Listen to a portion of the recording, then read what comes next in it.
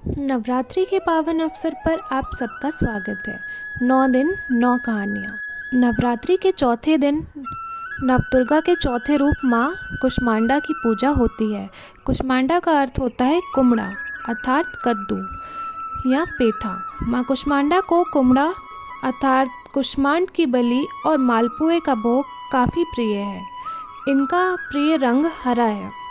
चलिए जानते हैं माँ कुष्मांडा की पौराणिक कथा के बारे में। कथा के अनुसार जब सृष्टि नहीं थी और चारों तरफ बस अंधकार ही अंधकार था, तब कुष्मांडा देवी ने अपने इशित हास्य से ब्रह्मांड की रचना की थी।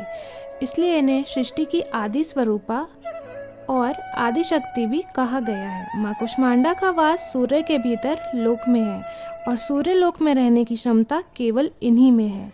इसलिए माता के शरीर की क्रांति और प्रभा सूर्य के समान तेज है। इनके तेज से 10 दिशाएं आलोकित हैं और ब्रह्मांड की सभी वस्तुएं और प्राणियों में भी इनका ही तेज व्याप्त है। पृथ्वी संसार की रचना करने के बाद माता ने 3 महाशक्तियों की भी रचना की थी, जो कि महालक्ष्मी, महासरस्वती और महाकाली हैं।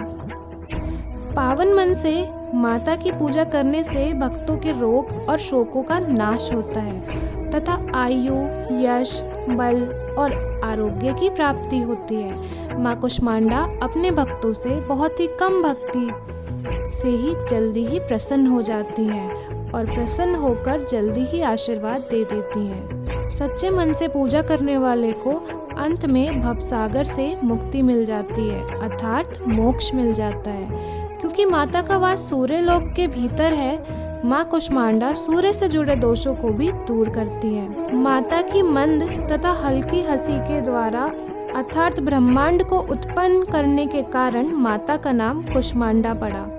इनकी 8 भुजाएं हैं अर्थात ये अष्टभुजा देवी के नाम से भी जानी जाती हैं। इनके 7 हाथों में क्रमशः कमंडल, धनुष, बाण, कमल, पुष्प, अमृत पुराण कलश, चक्र और गदा है और इनके 8वें हाथ में सभी सिद्धियों और निधियों को देने वाली चाप माला है। इनका वाहन सिंह है। नवरात्रि पूजा के चौथे दिन माँ कुष्मांडा की उपासना की जाती है और इस दिन साधक का मन अनाहत चक्र में अवस्थित होता है अतः इस दिन उसे अत्यंत पवित्र और अचंचल मन से माता की भक्ति उपासना करनी चाहिए। ये थी माता कुष्मांडा की कहानी। वीडियो को अंत तक देखने के लिए धन्यवाद और आपको कहानी कैसी लगी कमेंट सेक्शन में कमेंट कर जरूर बताएं। मिलते हैं अगले वीडियो में एक नई कहानी के साथ नवदुर्गा के 5वें रूप से।